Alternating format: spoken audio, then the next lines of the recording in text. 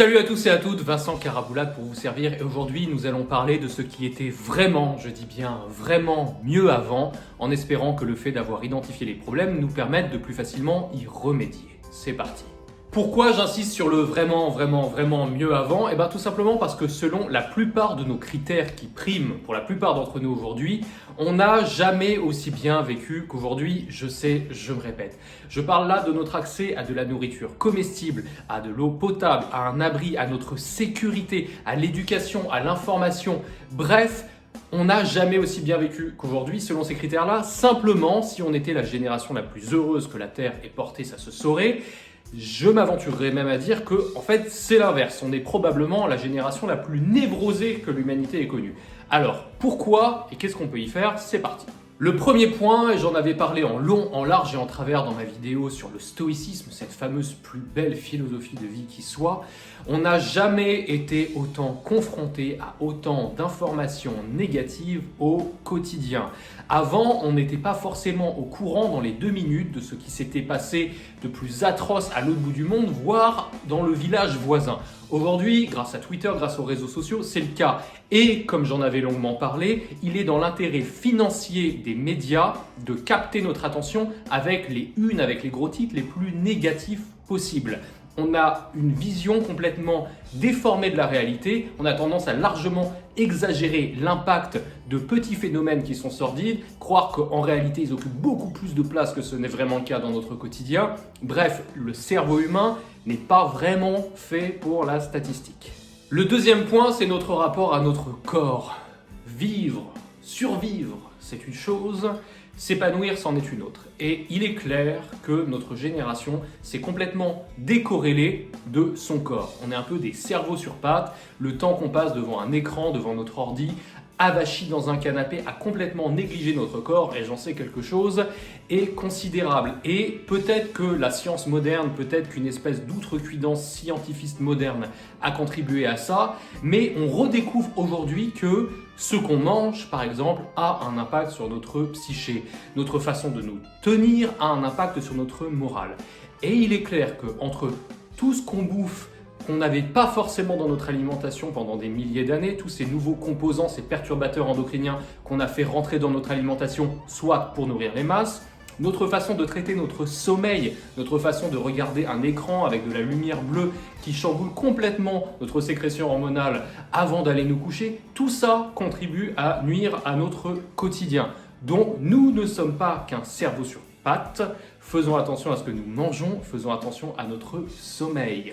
Le troisième point, c'est notre rapport à la nature. On ne se rend pas forcément compte du manque viscéral qu'on a, surtout quand on habite à la ville, tant qu'on n'a pas le petit bruit d'un courant d'eau, le petit bruit d'un ruisseau qui vient nous apaiser, ou qu'on ne se retrouve pas face à l'océan, face à l'immensité, et qu'on se dit « qu'est-ce qu'on est bien ?»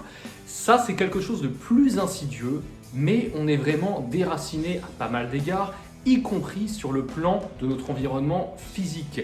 Le béton, comme chantait Trio, et si le béton est ton avenir, dis-toi que c'est la forêt qui fait que tu respires, c'est un peu hippie, mais c'est complètement vrai. Et comme je le disais au début, il suffit simplement de se mettre face à la mer pour ressentir cet apaisement, pour se rappeler le lien viscéral qu'on a avec notre environnement naturel, avec l'eau, avec la verdure. Bref, le béton, c'est bien, mais se casser à la campagne de temps en temps, c'est bien aussi. On fera ce qu'on pourra dès que le confinement sera terminé. Le quatrième point, c'est notre rapport au calme. Au calme, au calme.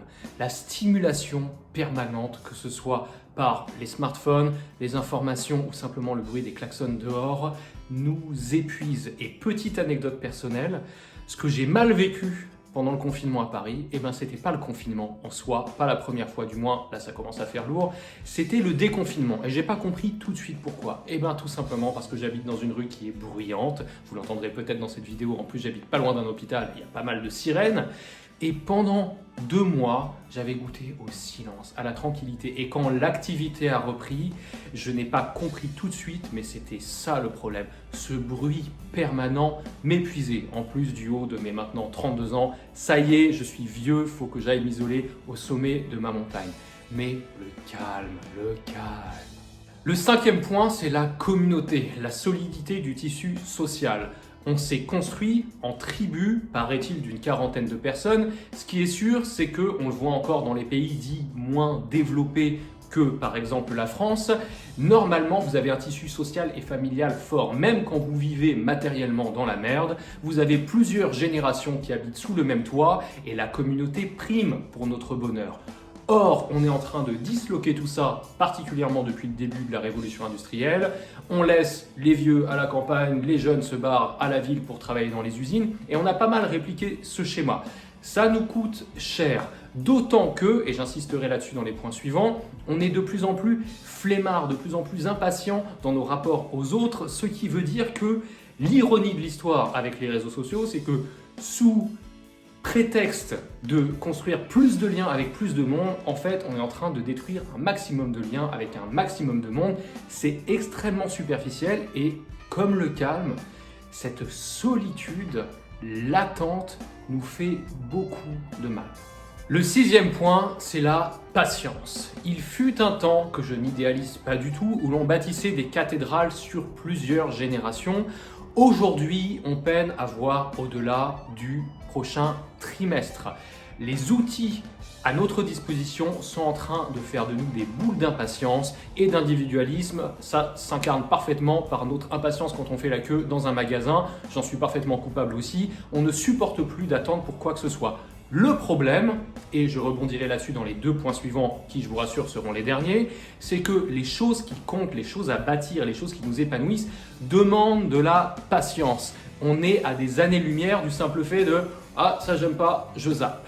Le septième point, c'est notre rapport à l'effort, notre capacité à endurer la peine physique, ce qui reflète énormément notre endurance d'une manière générale. À passer tellement de temps en sécurité chez soi, en fait, on se décorrèle de sa nature. Je ne dis pas que tout le monde doit devenir un crossfitter professionnel, sinon je serais dans la merde, puisque je suis probablement la personne la moins sportive que je connaisse. En revanche, cette petite dose quotidienne ou au moins hebdomadaire de dépassement de soi, d'inconfort physique, Berlioz est d'accord avec moi.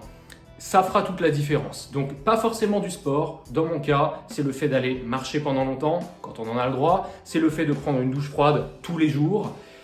Une petite dose quotidienne d'inconfort physique, ça nous permet de nous reconnecter. L'être humain est fait pour encaisser des choses pas possibles. On s'intéresse aux athlètes professionnels, on s'intéresse à Wim Hof, le fameux homme de glace qui a escaladé l'Everest en caleçon. Bref, on est capable de choses formidables et à trop nous baser sur le confort physique, on est en train de s'empaffer, de se ramollir et ça, on le paye cher sur le plan psychologique. Le huitième et dernier point, c'est la concentration. La concentration. Rester concentré sur une même tâche de manière ininterrompue pendant plusieurs minutes successives. Ce concept exceptionnel. En fait, il s'agit d'accomplir des tâches, mais il s'agit aussi de notre façon de savourer les loisirs auxquels on s'adonne. Je dis souvent, à être partout, tout le temps, on n'est jamais nulle part. À swiper compulsivement ou à regarder Twitter ou les infos pendant qu'on est en train de regarder une série sur Netflix, on ne suit ni l'un ni l'autre. À avoir son foutu portable sur la table et à le regarder pendant qu'on est en train d'avoir une conversation au restaurant avec quelqu'un, on n'est ni dans la conversation, ni dans les yeux de notre interlocuteur, ni dans le moment, ni dans les informations qu'on est en train de regarder. Tout ça est médiocre, tout ça est au rabais. Il faut qu'on arrête avec ce truc-là. Mettons le portable dans l'autre pièce, focalisons-nous sur la tâche ou le loisir auquel on veut se consacrer là, maintenant, tout de suite et rappelons-nous que chaque interruption nous compte. Le bonheur, c'est le flow, c'est être en phase avec son expérience immédiate, que ce soit, comme je disais, les yeux de notre interlocuteur, le sport qu'on est en train de pratiquer, le dessin qu'on est en train de faire et quand on est dans ces états de flow, on perd la notion du temps, on perd la notion de soi, on a un grand sentiment de richesse et j'en passe. Ça, quand on est en permanence en train de checker son téléphone, c'est impossible. Donc, reconnectons-nous avec le moment présent. Focalisons-nous sur ce qu'on est en train de faire. Dégageons-nous des plages horaires réservées sans aucune distraction. Aujourd'hui, l'un des trucs qu'on paye cher, c'est cette ambiguïté, ou plutôt cette dichotomie, cette contradiction qu'il y a dans le message qui voudrait en même temps nous faire croire qu'on peut tous devenir des géants et accomplir n'importe quoi, et en même temps le fait qu'on soit en train de nous priver de notre capacité d'effort, de concentration, toutes ces choses qui sont requises pour bâtir des accomplissements qui ont un sens pour nous et qui nous épanouissent. Voilà! J'espère que cette vidéo vous aura été utile. Commentez, likez, partagez, faites vivre la communauté. Posez-moi toutes vos questions en commentaire et vous pouvez me retrouver sur Facebook, Twitter, Instagram et LinkedIn.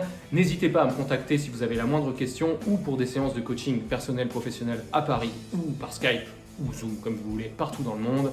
Bref, c'était pas mieux avant, mais un peu quand même. Faisons attention et prenez soin de vous.